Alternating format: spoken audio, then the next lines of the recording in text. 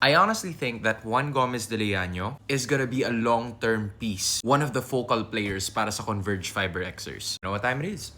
Hands in. Uunahan ko na kayo, yes, on the way na pa, papunta na to sa pagiging siopaw. But going back, Juan GDL just got signed by Converge for like a 3-year deal, which means that he's gonna be there long term kasi it's gonna be a good sign for both him and Converge. Through their new head coach na si Coach Delta Pineda, he did say na he's just not someone that they're training. He's expecting for Juan GDL to be ready by now. And I think that he's already capable of that. He has the size advantage in terms of guards. Nakapaglaro na rin siya sa iba't ibang bansa. So I would say that obviously this is Juan GDL's opportunity to shine. Marami pa siyang kasama na halos kasing bata niya lang din. At some point, pare-pares lang naman sila ng age range sa Converge. At yun yung pinaka nakakatuwa because back when he was still a fighting Maroon, there were so much people expecting something out of him. But there were some inconsistencies in his game. Kaya medyo palipat-lipat din siya ng bansa every now and then. But with the 3-year opportunity na ibinigay sa kanya ng Converge, I honestly think that there's something that he can build here. Just like how you can build your fantasy lineups courtesy of Daily Fantasy. Daily Fantasy is an application where your favorite stars, your favorite players can be combined through one team, and it's basically your rules. Hawak mo ang laro, and all you need to do is possibly pick like 5 to 8 players. You can choose in at least one of the many tournaments. Kung sino man yung maglalaban sa araw na yon, o gusto mo isang match lang, nasa iyo, control mo yan. But then as soon as you pick your 8 players, pagsasama-samahin lang yung stats niyan. And then right after that, it's all good. Whether you win, you lose, you still technically win because this is for the people with elite sports knowledge. And if you have what it takes to make it happen, go download Daily Fantasy.